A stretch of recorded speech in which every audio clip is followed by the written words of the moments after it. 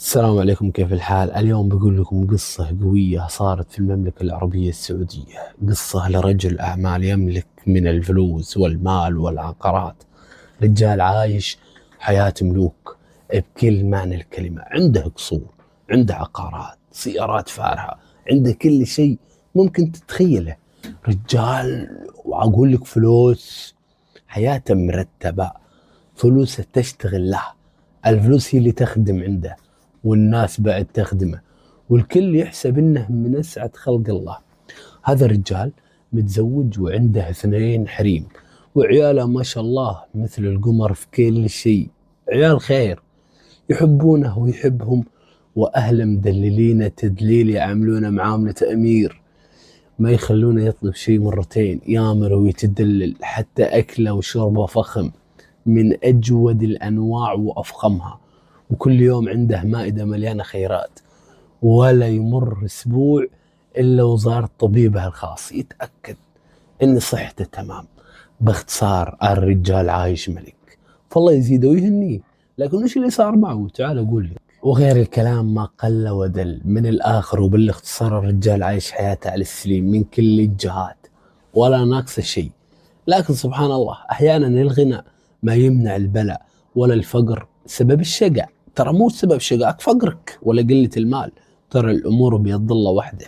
وفي يوم من الأيام وهو جالس كذا بمجلسه، حس بصداع خفيف، عور راس خفيف. قال يمكن ما نمت زين، صداع بسيط يروح ويمر، ما يستاهل اخذ مسكن. وشرب مويه وكمل يعني يوم عادي، حتى ما اخذ مسكن. على اليوم اللي بعده وهو رايح مشوار بسيارته، رجع له صداع، لكن هالمرة أقوى شوي. قال يمكن من الجوع، يمكن ما تغديت عدل، إن شاء الله بسيطة. لكن الغريب إن هالصداع صار يرجع له بين فترة وفترة، فجأة كذا على اخوان الجيه، كأنه في شيء ينغز براسه، يروح ويرجع. مرة قال خلاص خلني أمر على الطبيب وأشوف وش السالفة. دخل على الدكتور، قال له السلام عليكم يا دكتور. قال له شلونك؟ قال له شو اخبارك؟ زين والله. قال ان شاء الله الامور طيبه. قال له طيبه، ترى انا جايك على غير موعدنا، عندي مشكله بسيطه ابي اشوفه، ان شاء الله يعني انت تدلني على الموضوع الطيب. قال قول وش عندك؟ قال له يجيني صداع غريب ينغزني شوي ويروح. الدكتور ابتسم وقال لا تحاتي، لا تخاف يا معود، ان شاء الله خير، بس علشان يعني نرتاح كلنا ونتاكد بنسوي لك كشف وتحاليل واشعه بسيطه. الرجال قال تمام يا دكتور، سوي اللي تشوفه. وفعلا راح لغرفه التحاليل وسوى له كل الفحوصات اللازمه.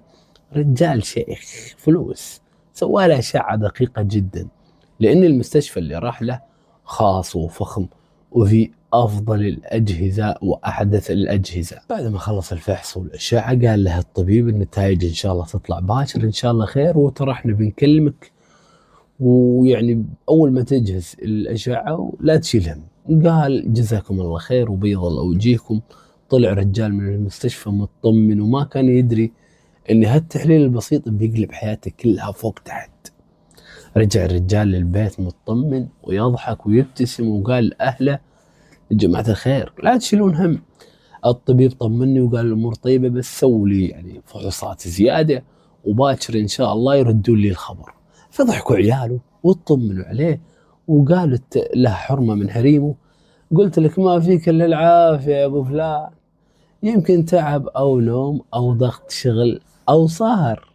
وضحك وعداها. طول العمر نام ذيك الليلة مرتاح، وصح اليوم الثاني بدري، لبس ثوبه وتعطر وطلع لشركته كالمعتاد. كان كل شيء طبيعي لين جت الساعة 11 الظهر. يدق الجوال، رقم المستشفى، رد وقال هلا يا دكتور، بشر بالنتائج. رد عليه الدكتور كذا بصوت هادي، قال لا خير إن شاء الله والأمور طيبة، بس نبيك تمرنا الحين للمركز الطبي للمستشفى ضروري، نبيك بس. خير وش فيه؟ قال تعال إن شاء الله الأمور طيبة، لا تشيل هم، تعال. قال للسائق اطلع المستشفى. الطبيب قال له لا تشيل هم يا طويل العمر، تعال بنفسك. ورجع له تتأخر. وأول ما قفل المكالمة حس بنغزة غريبة في صدره، وبدت الأفكار تشغل في راسه. نادى السايق وقال لها بصوت متوتر كذا: جهزوا السيارة واطلع بنروح للمركز الطبي اللي رحناه أمس. السايق قال له: تم طال عمرك. لكن لاحظ عليه التوتر، وجهه متغير، صوته متردد، يده ترجف شوي، وكل الطريق عارف اللي يكلم نفسه، قاعد بالمقعد الخلفي ويسولف مع نفسه.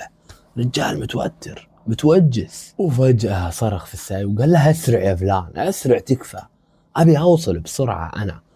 قال له: ابشر طال عمرك. وصل المركز ودخل على الطبيب وقال له: السلام عليكم يا دكتور، خير ان شاء الله، وش فيه، وش السالفة؟ فابتسم الطبيب وقال له: اول شيء بيك تطمن، لا تخاف من شيء، ترى الامور بسيطة ان شاء الله. قال له: لا قول، بسيطة ولا مو بسيط، تكلم بصراحة، وش فيه؟ ليش دقيت علي بهالسرعة؟ وليش تقولي تعال ولا تتأخر؟ فهني تنهد الطبيب وقال: والله يا استاذي الموضوع بسيط، بس حبينا نكون دقيقين.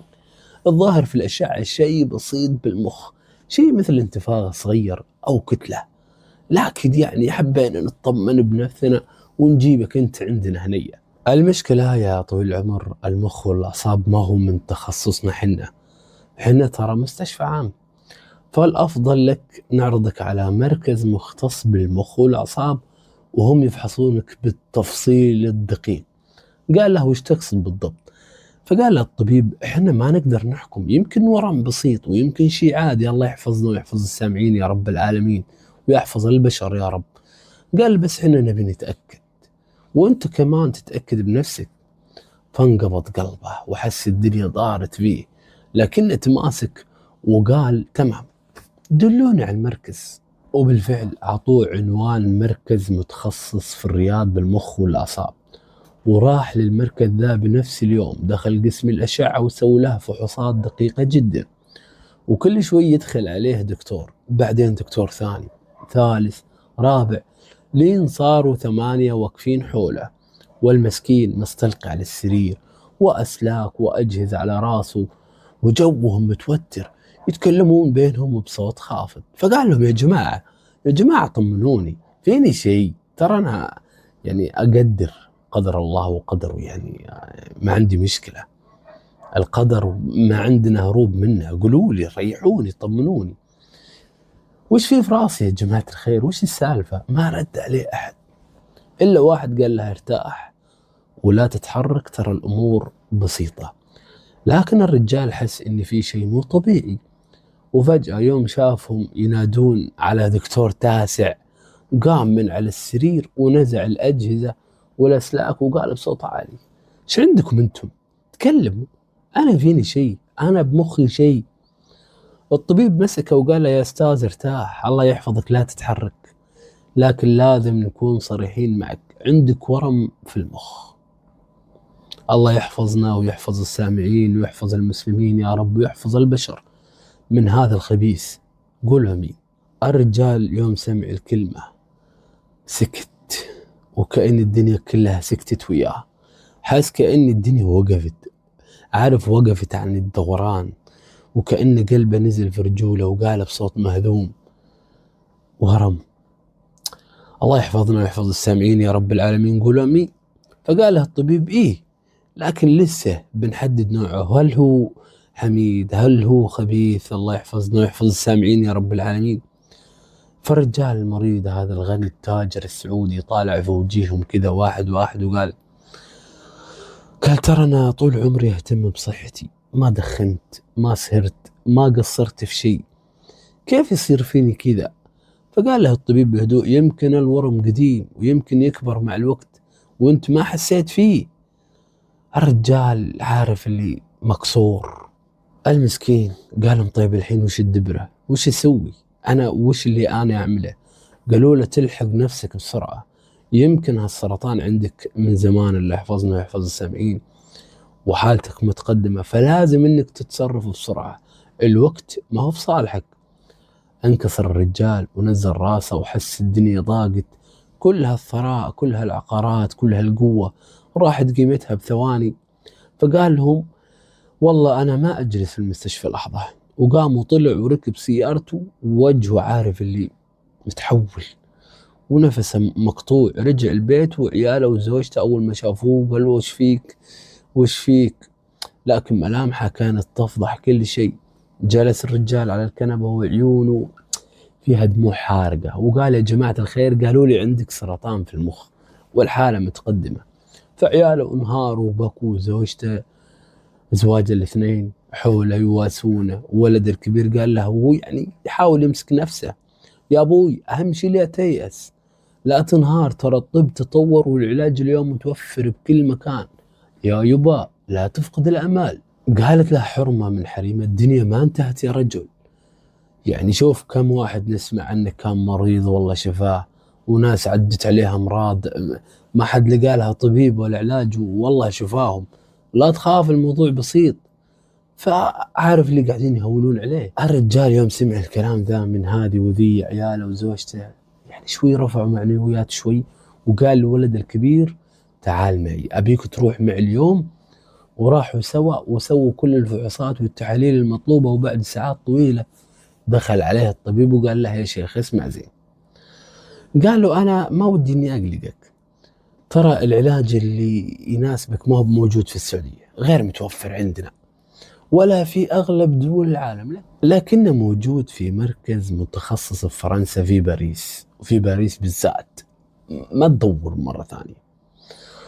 هناك يمكن تلحق على العلاج قبل لا يتطور أكثر. الرجال متنعد وقال فرنسا طيب كم الوقت يعني؟ قال الطبيب روح، ترى كل يوم يفرق معك، لا تتأخر. شوف الحكمة هنا، اربط لي بين هالكلام اللي أنا قاعد أقول لك وشوف آخر القصة وش يصير. كل طبيب ودكتور يقول له لا تتأخر، روح لفرنسا، يعني شايفين القدر يوديه فرنسا. فالرجال أخذ القرار إنه يروح فرنسا، وأخذ قرار إنه يروح بروحه، ما ياخذ أحد وياه من أهله.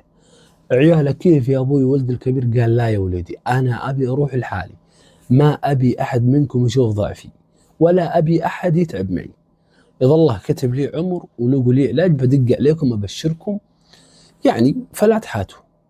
فالأهل يجهزون أغراضه وأموره وعيونهم تبكي، وبالليل دق على واحد من ربعه رجال عديد وقال له يا فلان إذا ناوي تروح فرنسا للعلاج خذ لك رفيق يشوف لك مترجم يترجم لك الأمور.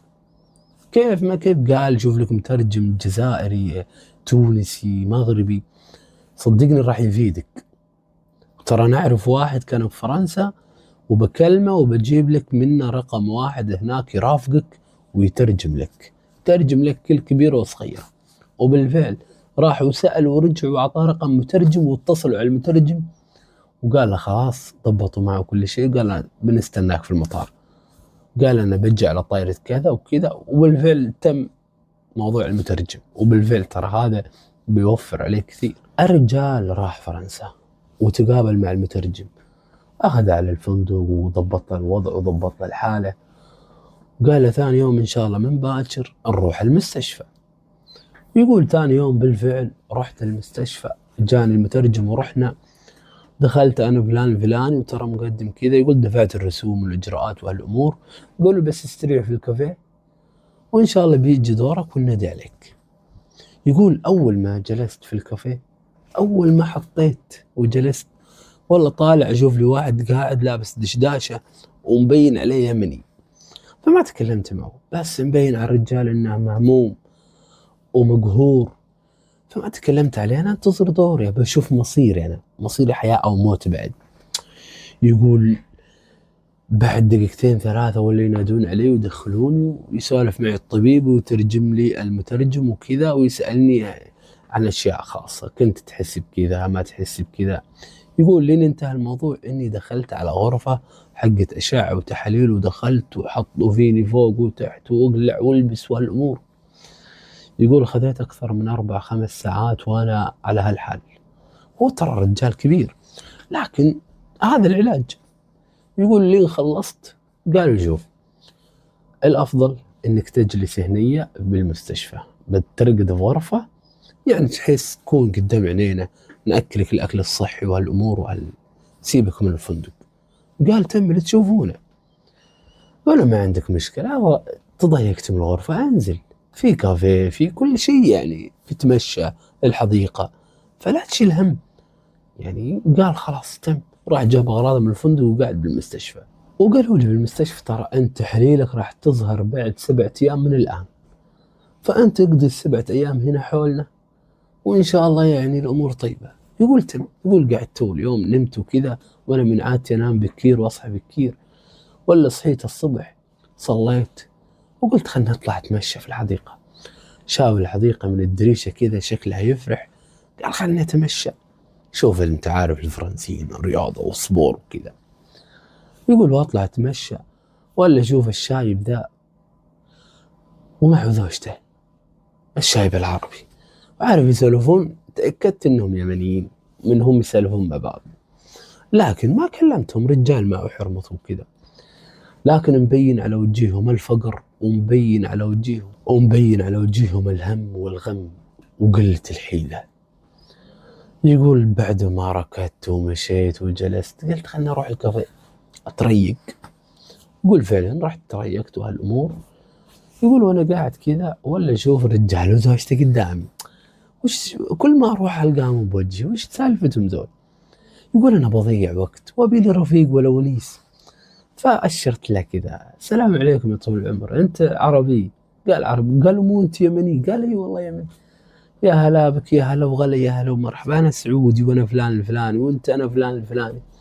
جلسوا مع بعض، طبعا زوجته بعيد. وش عندك هنا؟ قال أنا جاي والله كنت تعبان أحس بعوار في راسي، وقالوا لي يعني هذه المستشفى مختصة في المخ والأعصاب وهالأمور. وأنت وش عندك؟ الرجال أول ما السعودي قال له وش عندك؟ قال لي اليمني. علي اليمني بكى ما تكلم. السعودي يوم شاف دموع اليمني قال يا رجال اسكر الله وش فيك؟ عسى ما شر وش فيك؟ قال له بنتي. قال وش فيها؟ قال بنتي لها 7 سنين راقدة هني بالمستشفى، وكانت بنت ما في مثلها، لا في جمالها لا في أخلاقها لا في كل شيء.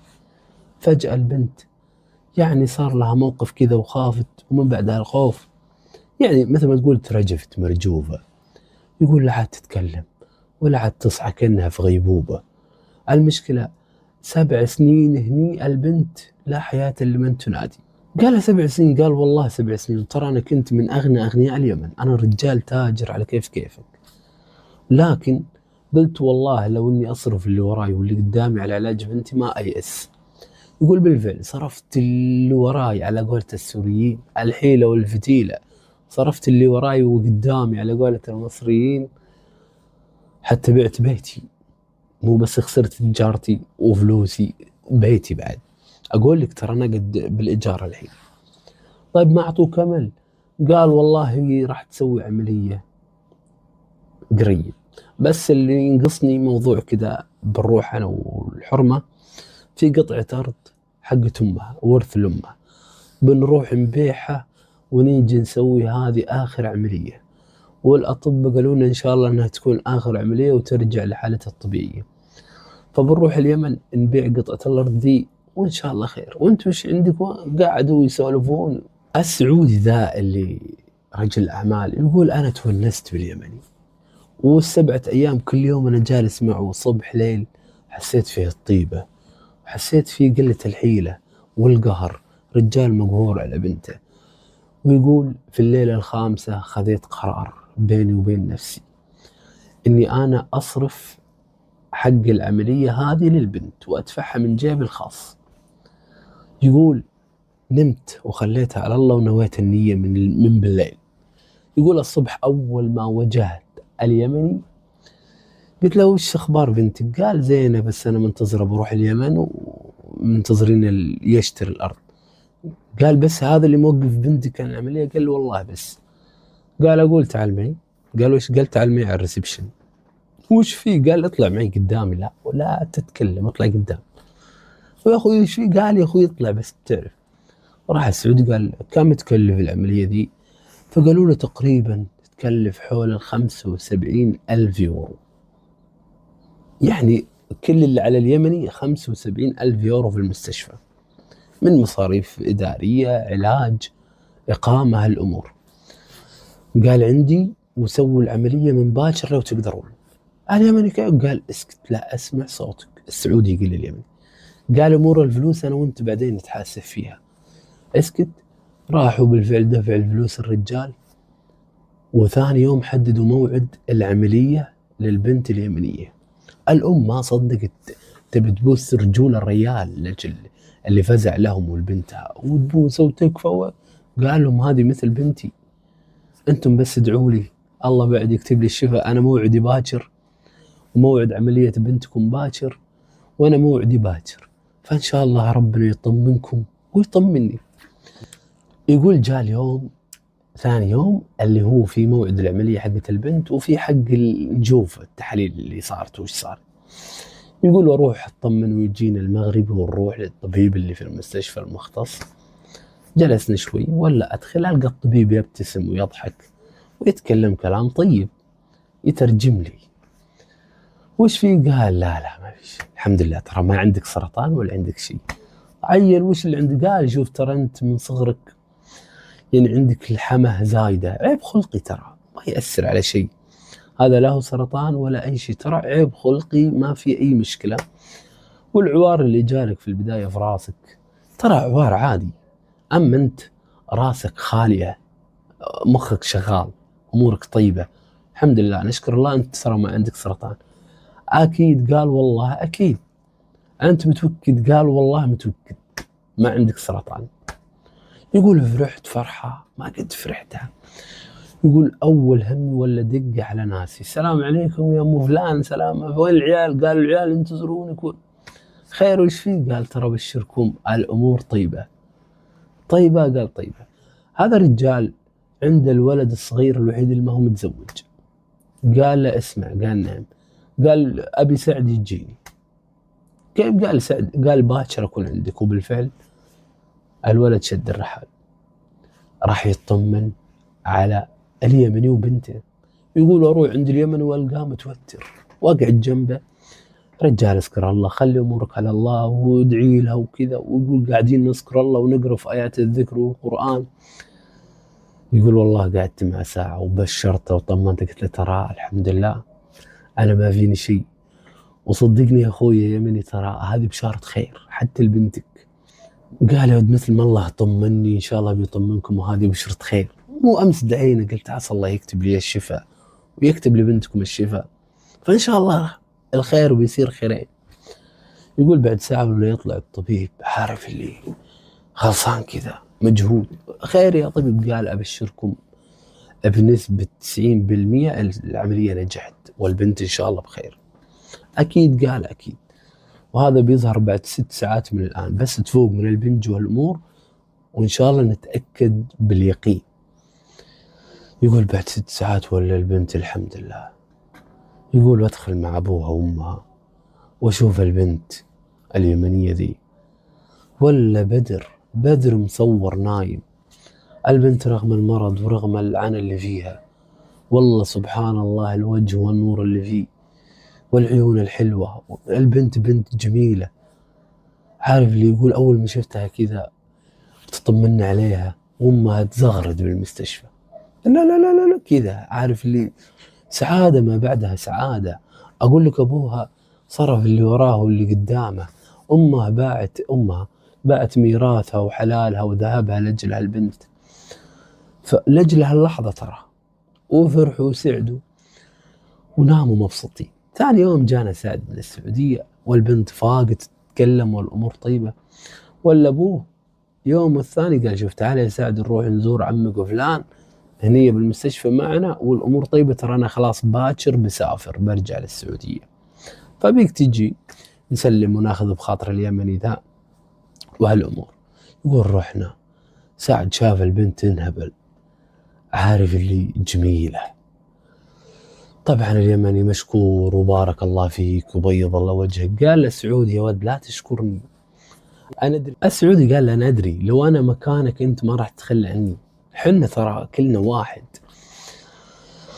قال له خلها على الله، وانت هذا رقم جوالي وأي شيء تبغاه، بس من تخلص بنتك وترجع اليمن دق لي خبر، وإن شاء الله إذا ما حصلت باليمن تجارة ترى تجارتك عندي بالسعودية، لا تحاتي، أمورك طيبة. قال له بيض الله وجهك ومشكور وكثر الله خيرك. الولد شاف البنت قال يبا وش قصتها؟ قال يا ولد وقصتها 1 2 3. قال يا ابوي تزوجها لي. قال انا بزوجك ابوها، تزوج بنتك. قال اي بنت؟ البنت بنتكم انتم صدقكم تشاوروني. يقولوا انتظروها العلاج وبعد 3 شهور يرجعون الى اليمن، وذا يرجع للسعوديه وينتظرونهم بالرياض، والسعودي ذا يتزوج اليمنيه ويجيب منها الولد والثنين. شوف عوار بالراس وداها فرنسا، خلاه يتكفل بالبنيه وخلى نصيب ولده على هذه البنت. فشوف سبحان الله، شوف العبرة اللي في القصة، ان الصدقة والله العظيم اجرها عظيم، والنصيب ما في مهرب منه. القصة طولت وانا طولت معكم في السوالف فسامحوني، لكن القصة حلوة. اتمنى تكون القصة عجبتكم. وفي نهاية الفيديو اذا انت مو مشترك في القناة يا اخي حياك، تعال اجلس ويانا هني ونسولف لك، حياك الله. لا تنسى الضغط على زر الاعجاب ولا تنسى ان تترك لي تعليق. دمتم في امان الله وحفظه، والسلام عليكم ورحمة الله وبركاته.